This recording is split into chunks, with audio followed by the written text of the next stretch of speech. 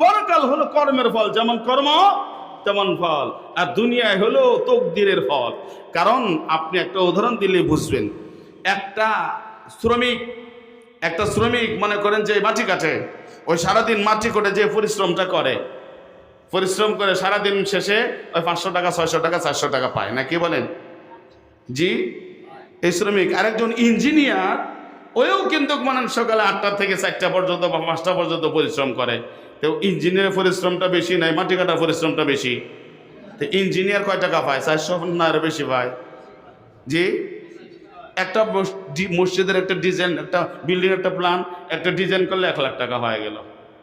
1-2 ঘন্টা একটা ডিজাইন করে দিলে 1 লাখ টাকা হয়ে গেল। তো বলেন, যে লোকটা পরিশ্রম বেশি করলো ওই পাইলো 500 টাকা, যাই পরিশ্রম কম করলো ওই পড়লো 1 লাখ টাকা। এটা কি তাহলে শ্রমের বিনিময় হলো? জি, এটা তকদিরের ফল। এটা কিসের ফল? তকদিরের ফল। দুনিয়া হলো তকদিরে লেখা আছে, সবাই পরিশ্রম করে। আপনারও একদিনে 24 ঘন্টা, আমার একদিনে 24 ঘন্টা, আছে না নাই? একজনে একদিনে কামাই করে 1 লাখ, একদিনে 1000, একজন 500, আর একজন বিড়ি খাবার টাকাই হয় না। আছে না নাই? আছে না নাই? দুনিয়াটা হলো তকদিরে লেখা, কিন্তু পরকাল কর্মের ফল। আল্লাহর বান্দা চোখের পানি ফেলে কান্দে, আল্লাহ না জানি আমার মুখটা কেমন হয়, আমার মরণকালে কি অবস্থা হবে, আমার মরণের কি অবস্থা হবে, আমার পরকালে কি হবে, আমার কবর কি হবে, হাসর কি হবে, মিজান কি হবে, ফুলসিরাত কি হবে। আল্লাহর বান্দা পেরেশান। আল্লাহ পাক রব্বুল আলামিন জানায় দেয়, আমার মুমিন বান্দা যে গুনাহমুক্ত জীবন যাপন করলো, অথবা গুনাহ করার পরে সে এমন তওবা করলো, গুনাহ মাফ হয়ে গেল, নিষ্পাপ হয়ে কবরে গেল, এমন বান্দা মৌতের সময় যখন টেনশন করবে আমার কি হবে পরকাল, আমার কি হবে মরণের সময়, এমন সময় আল্লাহ পাক রব্বুল আলামিন কোরআনে আয়াত নাযিল করে জানা দেয়, আমার বান্দারা ও আমার বান্দিরা, চিন্তা করো না, টেনশন করো না, আমি আল্লাহ আমার ইমানদার বান্দাকে মৌতের সময় কষ্ট দেব না, কবর মিজান ফুলসিরাত হাসরে কষ্ট দেব না। তাতানাজ্জালু আলাইহিমুল মালাইকা, তার জন্য ফেরেশতা নাজিল হয়ে যাবে, ফেরেশতা চলে আসবে, ফেরেশতা এসে তাকে সান্ত্বনা দিবে, অভয় বাণী শোনাবে, ওগো আল্লাহর বান্দা, তুমি তো ইমানদার, তুমি তো মুমিন, তুমি তো আল্লাহর ইবাদতের হক আদায় করেছো, আল্লাহর পাওনা ঠিক মতো দিয়েছো, প্রতিদিন 5 ওয়াক্ত নামাজ পড়ছো, কোরআন পড়ছো, জিকির পড়ছো, ইশরাক তাওবিন তাহাজ্জুদ পড়ছো, মা বাবার হক আদায় করছো, বিবি সন্তানের হক আদায় করেছো, আত্মীয় স্বজনের হক আদায় করেছো, প্রতিবেশীর হক আদায় করেছো, কাউকে কষ্ট দেও নাই, কার হক নষ্ট করো নাই, সুতরাং তোমার কোনো চিন্তা নেই। আল্লাহ তাখাফু ওয়ালা তাহজানু, তোমার কোনো চিন্তা নাই, কোনো চিন্তা করো না, কোনো ভয় করো না। আল্লাহ তাখাফু, তোমার কোনো ভয় নাই, ওয়ালা তাহজানু, তোমার কোনো চিন্তা নাই, কোনো ভয় করো না, কোনো চিন্তা করিও না, কোনো ভয় নাই, কোনো চিন্তা নাই, ভয় করিও না, চিন্তা করো না। আল্লাহ তাখাফু ওয়ালা তাহজানু ওয়া আবশিরু বিল জান্নাতিল্লাতী কুনতুম তুআদুন। ফেরেশতারা বলবে, ওগো আল্লাহর মেহমান, ও ইমানদার মুমিন, তুমি ওই জান্নাতের সুসংবাদ গ্রহণ করো যেই জান্নাতের প্রতিশ্রুতি আল্লাহ তাআলা তোমাকে দিয়েছিল। আল্লাহ প্রতিশ্রুতি দিয়েছে তোমাকে আল্লাহ জান্নাত দিবে, আর আল্লাহর পাওনা তুমি ইবাদত করেছো, আল্লাহর পাওনা তুমি আদায় করে দিয়েছো, এখন তোমার পাওনা হলো জান্নাত। ওই জান্নাতের সুসংবাদ আল্লাহ তাআলা জানায় দিয়েছেন, আল্লাহ তাআলা তোমাকে জান্নাতের সুসংবাদ দিয়েছেন, ওয়া আবশিরু বিল জান্নাতিল্লাতী কুনতুম তুআদুন। যেই জান্নাতের প্রতিশ্রুতি আল্লাহ তাআলা দিয়েছেন, ওই জান্নাতের সুসংবাদ গ্রহণ করো। আল্লাহর বান্দা চিন্তা করবে, হায় রে, জান্নাত তো এখনই না, জান্নাত তো অনেক দূর, জান্নাতে যাওয়ার আগে এখন আমার মালাকুল মউত আজরাইল আসবে, মরণকালে আমার কি হবে, মরণের সময় সাকারাতুল মউত, মৃত্যুর যন্ত্রণা কি হবে, এর উপরে কবরে থাকা লাগবে কয় বছর? আলমে বরজখ, কবরের জগৎ কয় বছর বলেন? কারো জানা নাই? জি, 40,000 কমপক্ষে। সর্বশেষ যেই ব্যক্তিটা কবরে যাবে, অর্থাৎ কিয়ামতের দিন যারা মারা যাবে, সর্বশেষ যারা মারা যাবে, তারাও থাকবে কবরে 40,000 বছর। কত বছর? একটা সিংহাই ফুৎকার দেয়া দুনিয়া ধ্বংস হয়ে যাবে, আবার আর একটা ফুৎকার দিবে, মানুষগুলা কবর থেকে উঠবে। এই দুই ফুৎকারের মাঝখানে সময় হবে 40,000 বছর। কত বছর? কমপক্ষে 40,000 বছর কবরে থাকা লাগবে। এরপরে কবর থেকে যখন উঠবে হাসরের ময়দান, হাসর কয় বছর? হাসরের ময়দান হলো 50,000 বছর। এরপরে হাসরের ময়দান থেকে জান্নাতে যাইতে মাঝখানে একটা ব্রিজ আছে, ব্রিজটার নাম কি? এই ফুলসিরাত কয় বছর? জি 30,000 বছর। তাহলে কবরে 40,000, হাসরে হলো 50,000, আর ফুলসিরাত হলো 30,000। 1,20,000 বছর পরে হলো জান্নাত। আল্লাহর বান্দা পেরেশান হয় রে, আমি তো জান্নাতের সুসংবাদ পেয়ে গেলাম, কিন্তু তার আগে কবরে তো থাকা লাগবে কমপক্ষে 40,000 বছর, হাসরের ময়দানে 50,000 বছর, এরপরে ফুলসিরাত 30,000 বছর, এরপরে হলো জান্নাত। আমার কি হবে? এই 1,24,000 বছর কি হবে? আল্লাহ পাক রব্বুল আলামিন জানা দেয়, চিন্তা করো না, وابشروا بالجنة التي كنتم توعدون نحن أولياؤكم في الحياة الدنيا وفي الآخرة। যতক্ষণ তুমি দুনিয়ার মধ্যে, তোমার দুনিয়ায় হায়াত আছে, আমরা ফেরেশতারা তোমার সাথী, কোনো চিন্তা নাই, টেনশন নাই। মালাকুল মউত আজরাইল যখন আসবে, এই আজরাইলকেও আমরা প্রটেক্ট করব, তোমাকে কষ্ট দিতে দিব না। তোমার মৃত্যু হবে বটে, কিন্তু কষ্ট হবে না। তোমার জান কবজ হবে বটে, কিন্তু কষ্ট হবে না, তোমাকে কষ্ট পাইতে দিব না। মরণের সময় তোমার কোনো কষ্ট হবে না, ওই চিন্তা কইরো না। আমরা ততক্ষণ তোমার কাছে থাকবো। এরপরে হলো কবর, আমরা কবরে তোমার সাথে হয়ে থাকবো, কবরে কোনো আযাব হইতে দিব না। এরপরে হাসর ময়দানেও তোমার সাথে থাকবো, ফুলসিরাতে তোমার সাথে থাকবো। নাহনু আউলিয়াউকুম ফিল হায়াতিদ দুনিয়া ওয়াল আখিরাহ।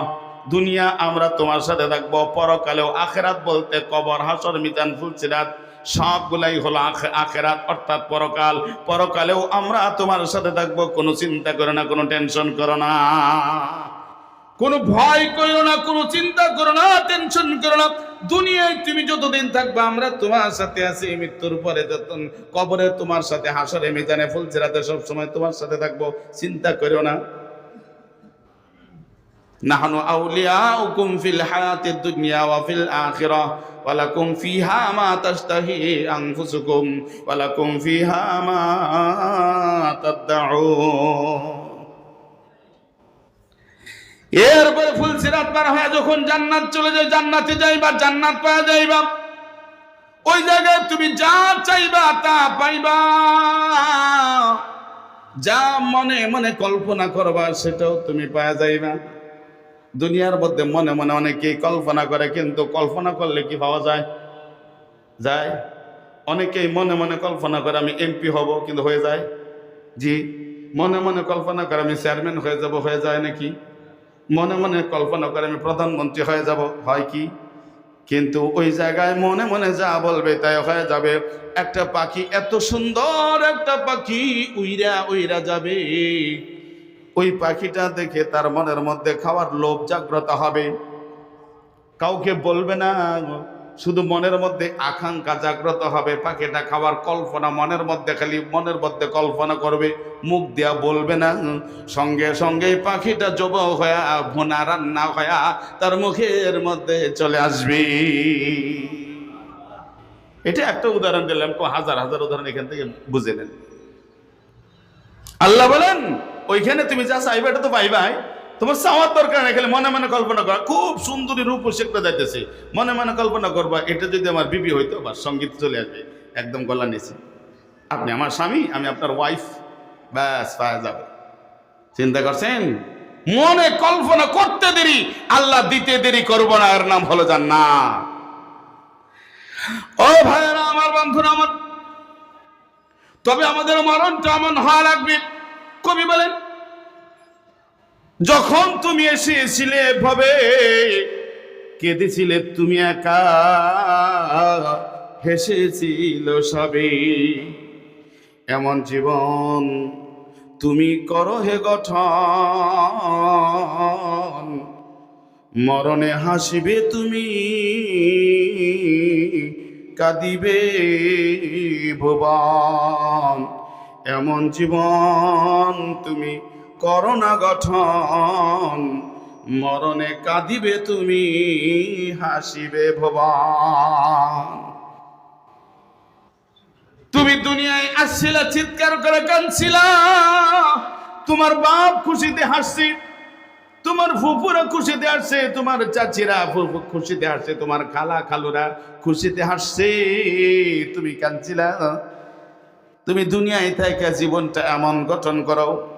পয়গম্বর আরবি সাল্লাল্লাহু আলাইহি ওয়াসাল্লাম বলেন, একজন ইমানদার লোক যখন মারা যায়, একজন মুমিন যখন মারা যায়, তখন তার কোনো কষ্ট থাকে না, হাসতে হাসতে মারা যায়। এর কারণ হলো তার মৃত্যুর আগে আল্লাহ পাক রব্বুল আলামিন তার চিরস্থায়ী ঠিকানা জান্নাতটা তাকে দেখাইতে থাকে। ওই যে দেখো, এটা হলো তোমার বেডরুম, এটা তোমার ডাইনিং রুম, এই যে দেখো তোমার 6,000 তালা বিশিষ্ট বালাখানা, এইটা তোমার অট্টালিকা, এই যে তোমার জান্নাতি ঝর্ণা, এটা জান্নাতি মধুর নহর, এটা তোমার জন্য জান্নাতি শরবতের নহর, এটা তোমার জন্য জান্নাতি মিঠা পানির নহর, ওই যে তোমার জন্য জান্নাতি দুধের নহর, ওই যে তোমার জন্য জান্নাতের বাগান, ওই যে তোমার জান্নাতের ফলের বাগান, এই যে তোমার জন্য জান্নাতি হুর, ওই যে তোমার জন্য জান্নাতি গেলমান। সব কিছু যখন দেখতে থাকবে, সে কানবে না হাসবে? আপনারা বলেন, কানবে না হাসবে? পয়গম্বর আরবি সাল্লাল্লাহু আলাইহি ওয়াসাল্লাম বলেন, তুহফাতুল মুমিনিল মাউত, মুমিনের সবচেয়ে বড় উপহার হলো মৃত্যু। মুমিনের সবচেয়ে বড় উপহার কি? কারণ এই দুনিয়ার রোদের কষ্ট, শীতের কষ্ট, গরমের কষ্ট, বৃষ্টির কষ্ট, খাওয়ার কষ্ট, পেশাবের কষ্ট, পায়খানার কষ্ট, কষ্ট আর কষ্ট। মুমিন মরতে পারলেই বাঁচলো। দুনিয়ায় যতদিন আছে কষ্ট, আর মরার পরে কি? জান্নাত, আর কোনো কষ্ট নাই। এজন্য পয়গম্বর বলেন, তুহফাতুল মুমিনিল মাউত, মুমিনের জন্য মৃত্যু হলো সবচাইতে বড় উপহার। সে সবচাইতেই তামান্না করে, মরবো কখন, জান্নাত পাবো কখন। কারণ তার জান্নাত আর তার মাঝখানে, এই মাঝখানে হলো একটা প্রাচীর, এই প্রাচীরটার নাম হলো মৌত, মৃত্যু। মৃত্যু হইলেই বাস, এই প্রাচীর সরে গেল, জান্নাতে চলে গেল। ও ভাইরা আমার, বন্ধুরা আমার, পয়গম্বর বলেন, একটা মুমিন যখন মারা যায়, তার জান্নাত দেখে তার চিরস্থায়ী ঠিকানা, পরকালের ঠিকানা দেখতে দেখতে, হাসতে হাসতে সে তার রুহটা কবজ হয়, হাসতে হাসতে সে মারা যায়। কিন্তু সেই যে ঘরে মারা যায়, ঘরটা কাঁদতে থাকে, যেই চেয়ারে বসতো চেয়ার কান্দে, যেই খাটে শুইতো খাট কান্দে, যেই জায়গায় দাঁড়াইতো ওই জায়গাটা কান্দে, যেই পথ দিয়ে চলতো ওই পথ কান্দে, যেই গাছের নিচে ছায়ায় বসতো গাছ কান্দে, সবাই কান্দে। ঘর বলে, আল্লাহ, এই দুনিয়ার মধ্যে যত মানুষ ছিল, এই লোকটাই ছিল আমার কাছে সবচাইতে প্রিয়। আজকে এই লোকটা দুনিয়ার থেকে চলে গেছে, আল্লাহ, এই দুনিয়ার মধ্যে আর তাকে পাবো না। এই জন্য ঘর কান্দে, জমিন কান্দে, ঘাট কান্দে, চেয়ার কান্দে, রাস্তা কান্দে। আল্লাহ গো, আমার উপর দিয়ে যত মানুষ হাঁটতো, এর মধ্যে এই লোকটা ছিল আমার কাছে সবচেয়ে প্রিয়, আমার কাছে সবচেয়ে মাহবুব, আমার বন্ধু। আল্লাহ, তুমি তাকে দুনিয়া থেকে নিয়ে গেছো, আল্লাহ তুমি তাকে কোনো পরকালে কষ্ট দিও না। সবাই কান্দে, ফেরেশতারা আল্লাহর কাছে কান্দে। আল্লাহ, একটা মানুষের দেখতের জন্য আল্লাহ অসংখ্য ফেরেশতা রাখছে। এই ফেরেশতারা পানির ফেরেশতা, খাবারের ফেরেশতা, নিঃশ্বাসের ফেরেশতা, হাতের ফেরেশতা, পায়ের ফেরেশতা, চোখের ফেরেশতা, কানের ফেরেশতা আল্লাহর কাছে কান্দে। আল্লাহ বলে, কান্দো কেন? বলে, আল্লাহ, দুনিয়ার মধ্যে এত একটা ভালো মানুষ ছিল, এতদিন এই ভালো মানুষটার খেদমতে ছিলাম, আজকে দুনিয়া থেকে চলে গেছে, আজকে এর থেকে তার খেদমত থেকে মাহরুম হয়ে গেলাম, বঞ্চিত হয়ে গেলাম, তাকে চিরজীবনের জন্য হারায় ফেললাম, এই জন্য কাঁদতেছি। আল্লাহ বলবে, ফেরেশতারা রে, কান্নার দরকার নাই, আমার বান্দাটাকে কবরে দিতে দে। আর তাকে যখন তার আত্মীয় স্বজনেরা কবরে দিবে, তার রূহটা যখন পৌঁছায় দেওয়া হবে, তোদেরকে আমি আল্লাহ ওই জায়গায় তার কবরে পাঠিয়ে দেব, কিয়ামত পর্যন্ত কবরে তার সাথে হয়ে থাকবে, কান্নার দরকার নাই। এই জন্য মরণটা আমার এমন হওয়া চাই, যেমন জীবন করো হয় গঠন, মরণে হাসবে তুমি, কাঁদিবে ভুবন।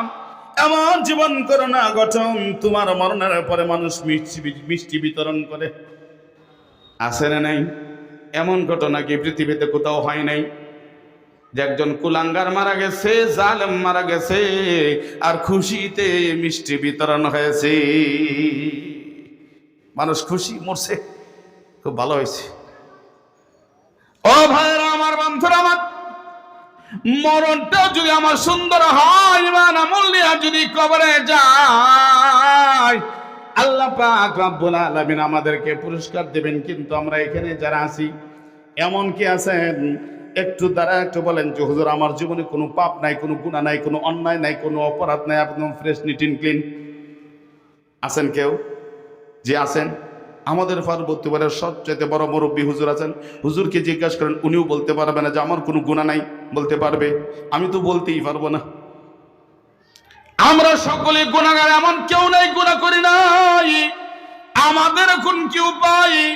আল্লাহ পাক রব্বুল আলামিন বলে, কুল ইয়া ইবাদিয়াল্লাযিনা আসরাফু আলা আনফুসিহিম লা তাকনাতু মির রাহমাতিল্লাহ ইন্নাল্লাহা ইয়াগফিরুয যুনুবা জামিআ ইন্নাহু হুয়াল গফুরুর রহিম।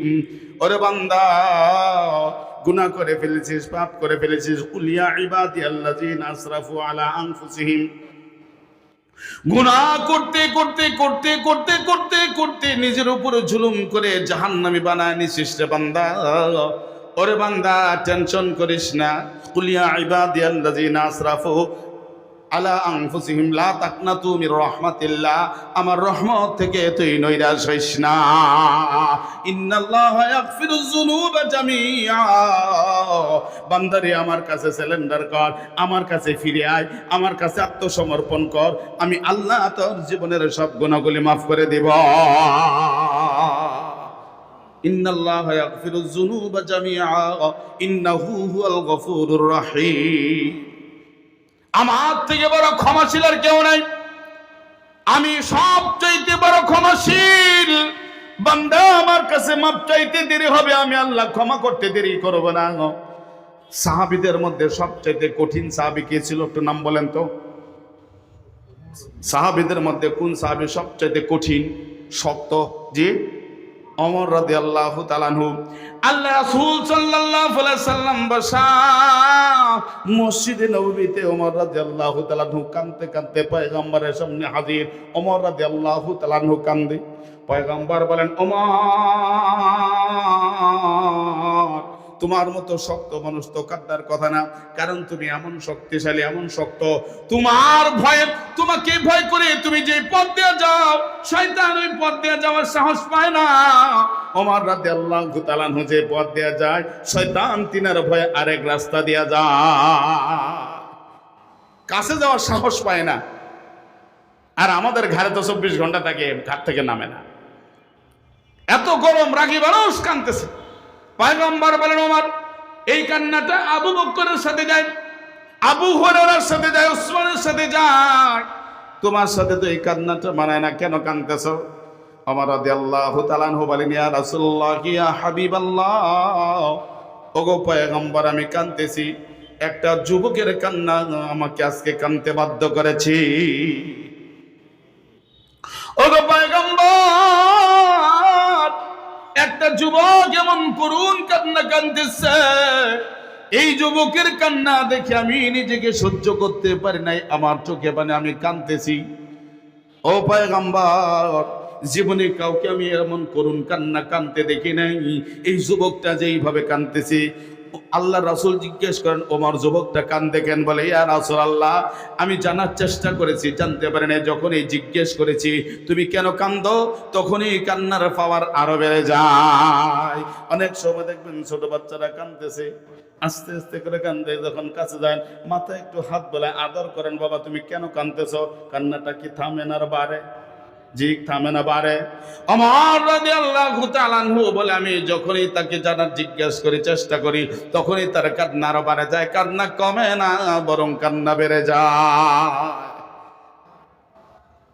তার কান্না বেড়ে যায়। পয়গম্বর অনেক চেষ্টা করেও তার কান্নার কারণটা জানতে পারি নাই।